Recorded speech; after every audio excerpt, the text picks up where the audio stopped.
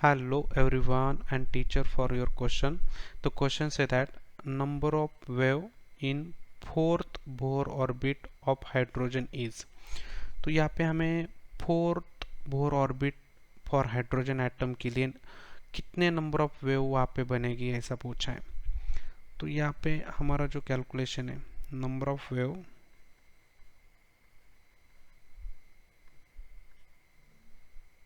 तो यहाँ पे नंबर ऑफ वेव जो है फोर्थ बोर ऑर्बिट के अंदर फॉर हाइड्रोजन एटम के लिए हमें कैलकुलेट करना है। तो यहाँ पे हम डायग्राम निकालेंगे। तो यहाँ पे देख सकते हैं ये जो शेल है वो फोर्थ शेल है, यहाँ पे बीच में न्यूक्लियस है और ये फोर्थ शेल है। तो यहाँ पे फोर्थ शेल के अंदर कितनी वेव बनेगी। तो ये जो इलेक्ट्रॉन ये जो डिस्टेंस कवर कर रहा है वो एक सरकमफरेंस है। तो ये जो इलेक्ट्रॉन डिस्टेंस ट्रैवल कर रहा है वो एक सरकमफरेंस ट्रैवल कर रहा है 2πr radius of fourth shell.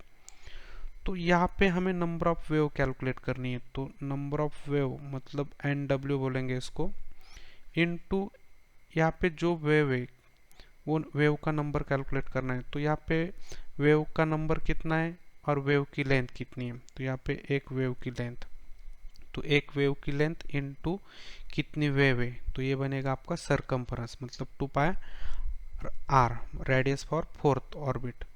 तो यहाँ पे हमें डी ब्रॉगली वेवलेंथ जो है, तो डी ब्रॉगली वेवलेंथ यहाँ पे हमारे पास है lambda is equal to h by mass into velocity. तो इसको हम इक्वेशन नंबर 1 बोलेंगे, इसको इक्वेशन नंबर 2 बोलेंगे।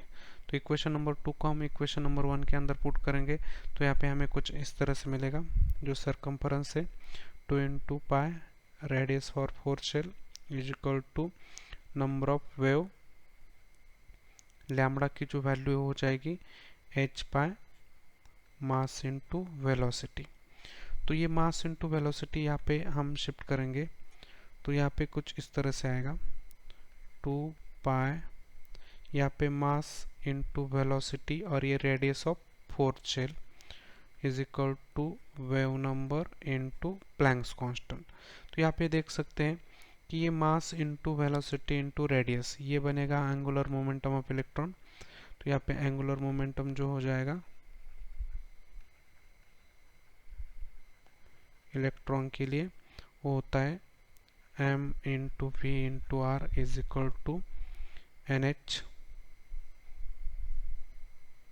तो यहाँ पे angular momentum mvr NH by 2π होता है। तो यहाँ पे ऊपर वाला इक्वेशन को 3 बोलेंगे और ये एंगुलर मोमेंटम वाले इक्वेशन को 4 बोलेंगे।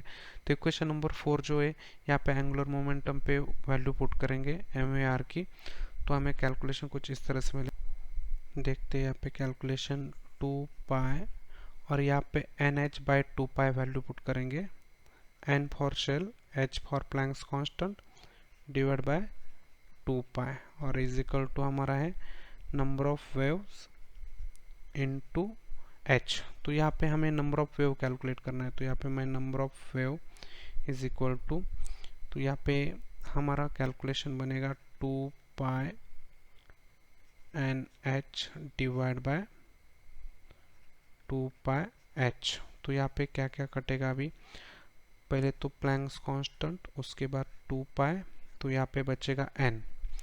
तो यहाँ पे नंबर ऑफ वेव जो है number of wave is equal to यहाँ पे प्रिंसिपल क्वांटम नंबर मतलब ऑर्बिट का नंबर है। तो यहाँ पे फाइनल कंक्लूजन हम, तो यहाँ पे जो फोर्थ ऑर्बिट n की वैल्यू 4 डालना है तो यहाँ पे नंबर ऑफ वेव बनेगी 4। तो यहाँ पे इसके बाद ध्यान में रखना है कि जो भी आपका ऑर्बिट का नंबर रहेगा वही उसकी वेव की नंबर रहेगी। तो यहाँ पे number of wave in any orbit is equal to the orbit number या शेल नंबर भी बोल सकते हैं या प्रिंसिपल क्वांटम नंबर भी बोल सकते हैं, प्रिंसिपल क्वांटम नंबर। तो यहाँ पे प्रिंसिपल क्वांटम नंबर 5 है तो यहाँ पे वेव नंबर 5 बनेगा। तो यहाँ पे ऑप्शन नंबर जो है option number 1 is correct answer. I have to understand the explanation. Thank you.